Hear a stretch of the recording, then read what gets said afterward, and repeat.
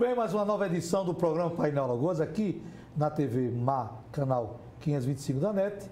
Ele, psiquiatra, Jimmy Ramos, e um jovem, né, promissor.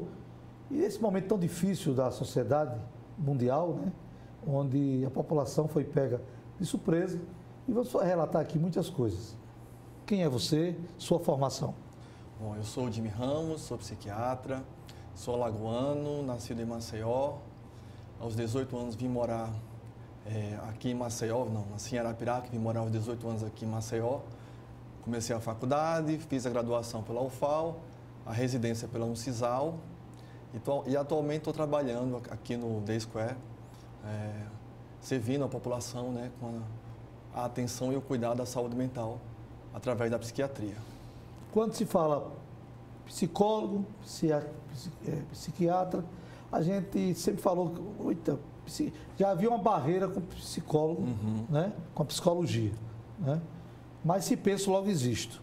Sim. Mas aí quando vem psiquiatra, o cara diz que é doido. Sim. Mas o que é a psiquiatria? Qual o diferencial da psiquiatria com a psicologia? É que a psiquiatria, ela tem um pouco de estigma ainda, né? É um tabu para muitas pessoas, porque ela foi a última das especialidades médicas a se desenvolver. Então, ano 1920, enquanto a cardiologia já tinha muitas medicações, a pneumologia já tinha muitas medicações e tratamentos e conhecimentos sobre o que acometia os pacientes, até 1950 não se tinha nenhuma medicação realmente efetiva na psiquiatria e também não se entendia exatamente o que era o transtorno mental.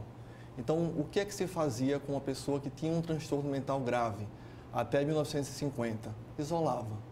Colocava nos asilos, nos manicômios. A partir de 1950, começa a se entender um pouco mais sobre como o cérebro funciona, as emoções, os transtornos mentais. E aí surgem os primeiros medicamentos. E aí, com esse surgimento dos primeiros medicamentos, a gente conseguiu mudar a história, né? Não precisava mais internar em hospitais psiquiátricos, necessariamente todos os pacientes que tinham algum transtorno mental grave.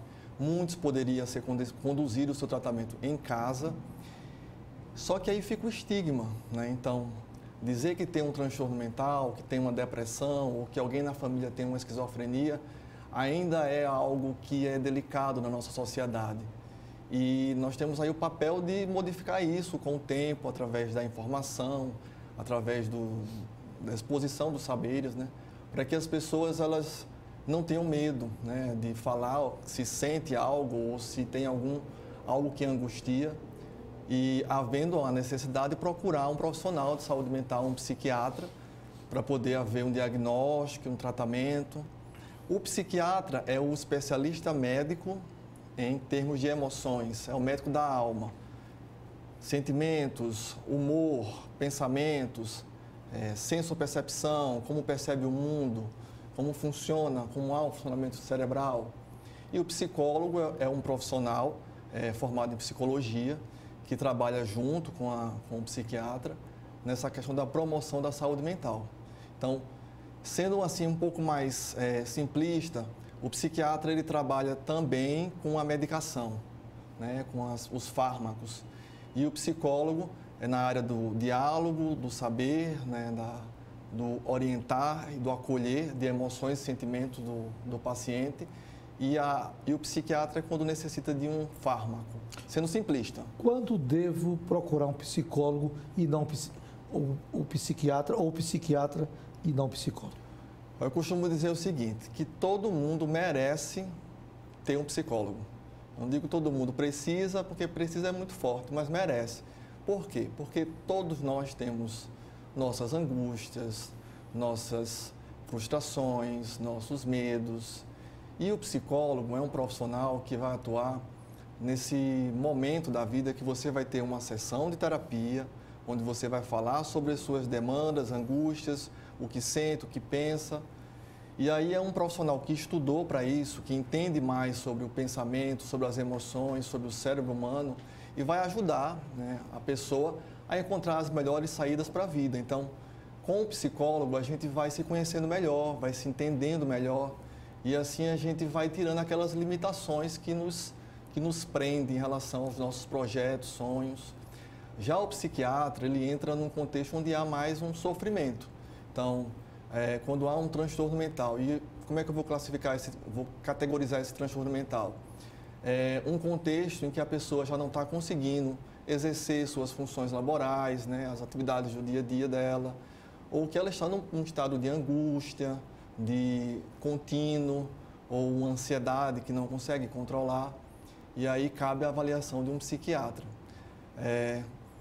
Sempre é bom, digo que humanos cuidando de humanos é algo muito legal, então assim, sempre é bom, havendo a dúvida, agenda com um profissional, com um especialista, para ter uma avaliação, e baseado nessa avaliação, ter uma conduta, e aí a vida segue com mais segurança, com mais clareza. A sociedade sempre teve restrição a esse aspecto, né? A essa profissão. A gente percebe que o medo, a frustração, ou encarar o passado em um presente bem real, para que o porvir, que é o futuro, seja realmente recebido de uma forma mais adequada, a gente percebe que o medo é a desculpa mais baixa de não procurar um psiquiatra. Sim. Ou um psicólogo. Sim. A gente percebe que as pessoas têm medo de reconhecer a si próprio, ou seja, eu não aceito. Perfeito. Eu vejo nas pessoas defeitos, fraquezas, mas eu tenho medo porque eu vou entender ou compreender que no psiquiatra ele vai descobrir pontos fracos, frágeis na minha vida e eu não aceito. Perfeito. Isso é orgulho, isso é medo ou é uma mistura de tudo para não procurar o psiquiatra ou o psicólogo? Tem a questão do medo, né? Porque o ser humano essencialmente ele tem um medo do desconhecido. Tem a questão do estigma, se eu estou marcando para um psicólogo, agendando para um psiquiatra, será que eu estou louco? Então tem essas variantes. Tem a questão da pessoa passar a compreender que ela tem algum problema e que ela merece e precisa de alguma ajuda ou orientação, porque muitas vezes é mais fácil você acreditar que o problema são os outros, né? As pessoas com quem você convive, ou a sociedade, ou enfim, o grupo de trabalho, e entender que você também tem problemas e também você faz parte do problema. Às vezes nem todo mundo está nesse patamar ainda, né? E aí, marcar, agendar ou começar já é o princípio, porque aí a pessoa já aceita, não, eu tenho coisas que eu posso melhorar, que eu posso aprimorar, então vale a pena ir e assim a vida vai seguir em mais harmonia. Qual foi a dificuldade que você teve no momento de escolher, né? Porque tudo é uma escolha, e escolha tem consequências, né? E o tempo também ajuda muito isso, saber esperar o momento de tomar uma decisão. Qualquer tipo de decisão pode influenciar positivamente ou negativamente. Agora, no mundo singular ou pluralizado, a gente tem que entender que não vivemos só individualista, mas também coletivo. Sim. No mundo singular é o meu mundo que pode pluralizar em uma atitude ou atitudes que podem influenciar pessoas que estão ao meu redor, que é a questão coletiva. Perfeito. Quando eu vou reconhecer que eu estou no limite de um grande socorro, por exemplo, um vulcão em erupção, ele não avisa. Sim. Um vulcão em erupção, ele não avisa. Ele dá alguns sinais. Perfeito. Alguns sinais. Perfeito. Ninguém sabe o dia. Perfeito. O ser humano, quais são os sinais que ele está no limite? Perfeito. No limite, para entrar assim numa grande explosão. Temos alguns pontos assim que mostram um esgotamento extremo. Então, vamos falar em alguns quadros clínicos, alguns diagnósticos. Por exemplo, depressão. A depressão é aquela tristeza que não passa nunca, a pessoa já está há mais de 2 semanas com aquele choro contínuo, associada a um quadro de anedonia, ela já não tem mais prazer na vida, não tem mais prazer nas coisas que antes ela gostava de fazer, alteração do apetite, do sono, né? Vem pensamentos de desesperança quanto ao futuro, nos quadros mais graves vem a ideação suicida, né? Que a vida já não vale mais a pena. Então, temos aí uma necessidade de um quadro com humor deprimido. Outro ponto que é muito comum vir aos nossos consultórios é a questão da ansiedade. Né? A pessoa ela não consegue focar ou executar suas tarefas porque o pensamento está sempre à frente e é um pensamento geralmente angustiante, catastrófico, que as coisas vão dar errado e isso gera sofrimento, de tal modo que a pessoa não consegue executar suas tarefas e a vida vira uma grande angústia. E é muito comum que os transtornos de ansiedade, quando não tratados, evoluam para um transtorno depressivo. Por exemplo, você imagina que é uma pessoa que ela tem uma função, ela exerce um ofício, só que aí a ansiedade vai batendo, ela vai se preocupando demais, ela não consegue focar naquilo, e aí ela já não consegue mais exercer aquele ofício, às vezes ela perde o emprego, se for um autônomo, encerra seu negócio, e aí vai vindo pensamentos assim, eu sou um fracasso, eu não consigo fazer nada, nada na minha vida dá certo. Esse pensamento vai crescendo, vai evoluindo para uma depressão, até que pode chegar a um ponto de um pensamento de morte, seria melhor não existir, seria melhor que Deus me levasse, ou um pensamento da própria pessoa tirar a sua vida. Então são essas coisas que destoam, né, de uma vida saudável. E aí a gente pode pensar mais o que é uma vida saudável, que aí quando começa a fugir muito e a família começa a olhar, está estranho, ali já não está, não é o padrão da Gabriela ou do Rafael, ele não é assim normalmente. Então já está destoando do que é o natural dele. E aí nesse ponto procurar ajuda é sempre muito importante para evitar um desfecho ruim. Estresse, estafa, só a mesma coisa ou fazem parte de uma cadeia? Porque a questão é essa, a gente percebe que o ser humano, ele vive de emoções. Sim, sim, né? sim. Mas uma descarga muito negativa, sim. Né?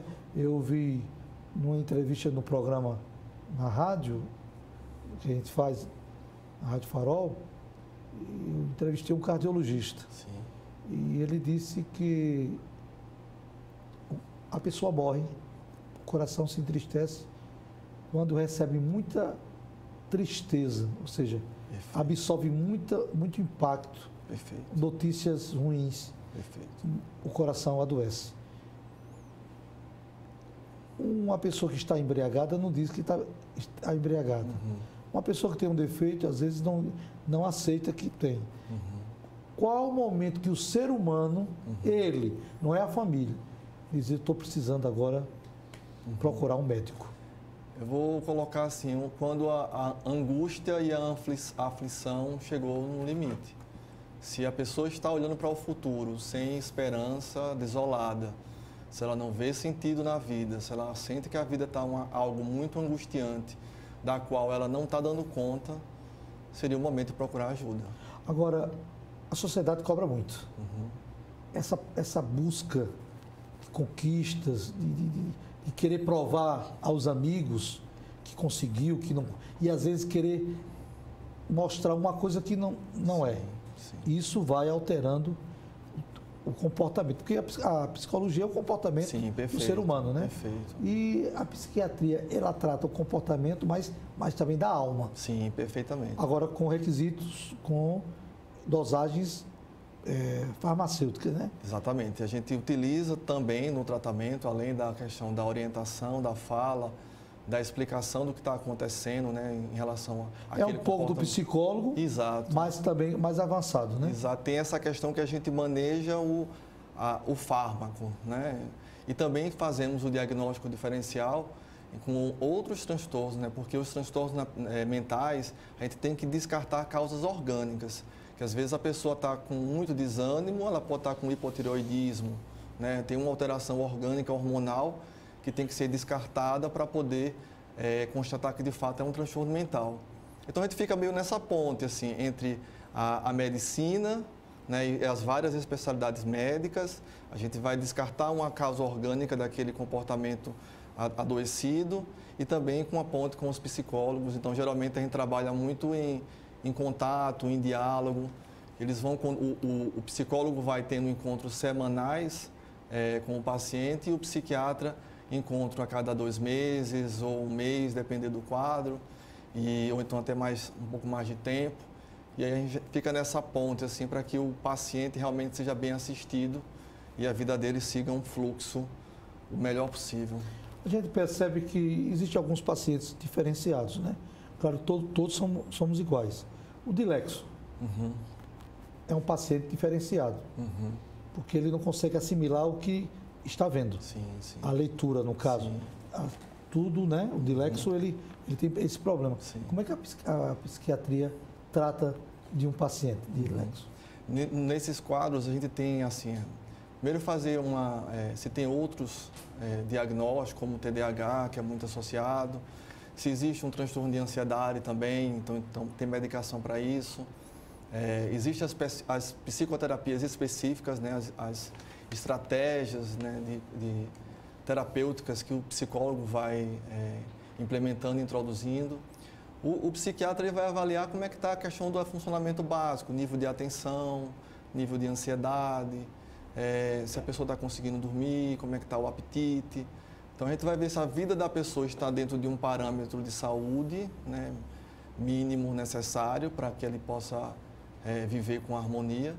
E aí o terapeuta, o psicólogo, né, e outros profissionais da saúde mental, fonoaudiólogo, né, terapeuta ocupacional, vão colocando em prática suas práticas, né, suas medidas que vão fazer com que aquela pessoa consiga, de fato, ter um resultado efetivo e a vida fluir bem, fluir em harmonia. Quando a pessoa, hoje é outra linguagem, né, mas chama bipolar, né, mas a gente falava antigamente sim. dupla personalidade, né? Sim. Hoje é bipolar, linguagem mais, né? Como detectar naquele paciente que ele é bipolar?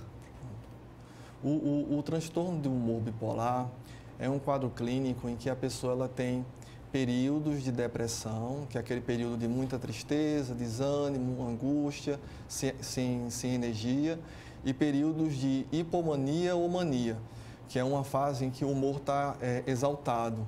Então a pessoa tem ideias de grandeza, tem ideias de que o pensamento está acelerado, então tem muitos pensamentos, sente que pode gastar, que está rico.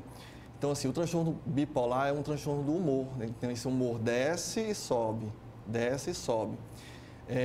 E existe uma confusão nessa questão relacionada a, digamos assim, dupla personalidade ou múltipla personalidade, que nesses quadros aí não é o transtorno bipolar, mas geralmente está relacionado com um quadro que a gente caracteriza como um transtorno de personalidade. Que aí vem a personalidade borderline, que é uma personalidade mais intensa, a pessoa muda muito subitamente de comportamento, e aí a gente vai para o âmbito da psicologia para ver o que é que está acontecendo, por que a pessoa está respondendo daquela forma aos estímulos. Então são outras nuances, mas aquele tipo de dupla personalidade, como a gente vê nos filmes, ela de fato ela não existe não, assim, é muito improvável. O que a gente tem são pessoas com um temperamento mais forte, hiperreativas ao ambiente, que acabam, às vezes, reagindo de forma muito intensa ao que está acontecendo. E aí, quando você olha, parece que são duas pessoas ou três pessoas distintas, né? Em um momento ela está de um jeito, aí aconteceu uma coisa, ela já mudou. E aí temos estratégias, técnicas assim, adequadas na psicologia para que a pessoa consiga manter um equilíbrio e ser a mesma pessoa em termos harmônicos e reagindo bem aos fatos que acontecem no seu ambiente. O ser humano tem uma facilidade de ter manias, né? Sim, sim. Com essa pandemia, essa forma de limpeza, sim. Isso pode trazer um transtorno, né? Sim, sim. Porque agora, antigamente, a gente ouvia muito isso há uns 40, 50 anos, 60 anos atrás. Olha, pegou em dinheiro, lave as mãos. Sim. Com o passar do tempo, isso não existia mais, poucas pessoas faziam isso. Mas com a pandemia agora, tem pessoas que estão com mania, já não é nem mais questão de higiene, é mania. Sim. Tudo tem que lavar a sacola, tem que fazer isso. Isso pode gerar um pânico total. Sim, sim, perfeitamente. A gente tem a questão as medidas de segurança, de higiene, que realmente são importantes, né? E a pandemia veio nos trazer esse contexto novo, a gente precisa ter mais cuidado. A questão da lavagem das mãos, né? Tocar nos objetos e outras medidas de contenção em relação, por exemplo, à questão das máscaras. Mas em algum grupo de pessoas isso pode virar um transtorno, né? Um transtorno obsessivo compulsivo, em que aquele pensamento ele fica sempre em relação à questão da contaminação. E aí a pessoa paralisa a vida, né? Ela não consegue mais executar suas tarefas, suas demandas. E aí, havendo esse comportamento mais patológico, é importante procurar um psiquiatra, porque tem tratamento para isso, tem medicação para isso, a vida melhora muito, a pessoa consegue retomar a sua rotina, suas demandas e fluir bem, né? E ter qualidade de vida. Qual o recado que o senhor dá na sua Câmara, Certo. através da sua Câmara, para as pessoas que desde março não saem de casa? Uhum. Voltamos, retomamos, Uhum. existe essa onda, segunda onda, né? Uhum. Essa conversa aí, que eu não acredito, Sim. eu sou muita fé, Uhum. pode até existir, Perfeito. mas eu prefiro tomar posse uma questão mais positiva. Uhum. Mas tem pessoas que não saíram de casa desde de março, Sim. mas a pessoa está precisando de uma ajuda, né? De fato, você pensar, quando começou a quarentena, a gente tinha uma ideia que quarentena era 40 dias, né? Sim. E aí a gente vai, dá para se organizar e ficar um tempo. Foi dia 18 de março, aí tu imaginou, dia 18, dia 20 de abril, isso acaba. Isso acabou. E foi abril, entrou maio, junho, Exatamente. julho, um pouquinho de agosto. A gente não imaginava que seria tanto tempo, né? Tinha aquela questão do novo normal, vacina e tudo. A pessoa que está em casa todo esse período, provavelmente ela deve estar com a mente com sérias dificuldades, né? Sofrimento, porque é uma mudança muito brusca, né? de vida. A gente vai ter que conviver com o vírus, né? Com a questão dessa pandemia. Não vai ser algo assim que vai mudar. É importante tomar os cuidados, né? Manter, mas de alguma forma ir retomando a sua vida, né? Os atos, né? Em relação à questão da atividade física, em questão se a pessoa participa de uma comunidade cristã, frequentar a sua igreja. Por quê? Porque a ausência dessas coisas, elas trazem outros problemas. Então, tem gente que, por exemplo, que pelo isolamento ficou parado muito tempo, teve uma trombose no pé. Então, sem movimento, sem atividade física. Tem outras pessoas que, devido ao isolamento, não ter contato, não ter diálogo, está em um quadro depressivo, né? Passa o dia prostrado, deitado em uma cama. Então, a gente vai ter que aprender a conviver com isso e ir retomando a nossa vida. Os cuidados, eles de fato são efetivos, então, quem faz mais parte de um grupo de risco, usa sua máscara, álcool em gel, lavar a mão e ir seguindo e voltando à vida. Porque tem coisas assim, a gente precisa o ser humano é um ser social, né? Então ele precisa fazer parte de um grupo, ele precisa estar interagindo, são coisas importantes para que sinta que a vida tem cor, tem graça, tem beleza. Tem seu valor, né? Exato. Com toda a pandemia tem seu valor. E vale a pena viver. Sim. Né? Outra pergunta interessante que essa não pode ficar calada. O comportamento das crianças, dos adolescentes e pré-adolescentes. Como é que fica essa situação? Muitos ficaram aprisionados quase 5 meses. O comportamento de alguns estão violentos, outros estão histéricos, a palavra é essa. Como é que fica essa situação? Psiquiatra, psicólogo, psiquiatra. É um grande desafio, né? Porque imagina que assim, todos os fatos que acontecem na infância de alguém é como se fosse uma lupa. Então, assim, tem uma proporção muito maior. E aí, as crianças que vivem nesse contexto, estão vivendo, são marcas que vão levar para a vida. Temos a questão, por exemplo, do uso da tecnologia, que de uma hora para outra todos foram obrigados a usar mais, né? E foi o meio possível de comunicação devido ao distanciamento social, que também traz outros problemas, né? Que é a questão... o jovem passa muito tempo no jogo, no computador, e aí quando vai para a questão da necessidade de interação, de conversar, de dialogar, ele não consegue, ele tem uma limitação, e aí vira um outro problema, né? Outras compulsões. Então, é um período muito desafiador que a humanidade está vivendo, né? E a nossa saúde mental, ela precisa de um olhar especial, né? Precisa falar e conversar e destrinchar esses aspectos. E essencialmente ver o que é que nos faz humanos, por que vivemos, por que estamos aqui, qual o propósito da vida, qual o sentido da vida, de cada vida individual. Porque quando a gente tem clareza sobre essas coisas, tudo vai se encaixando. Nesse novo formato, o que é que muda na psiquiatria? Que esse novo formato e nesse formato mundial da pandemia, muita coisa tem que se reinventar. Sim, sim.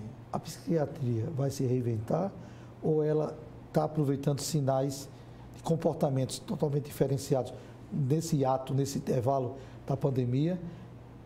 A psiquiatria já fez alguma palestra entre vocês, no caso dos profissionais já sentaram para, no caso, videoconferência, sim, né? Sim. Porque tudo é novo, né? Uma coisa é você abraçar, sim, com certeza. uma coisa é você só saudar de longe.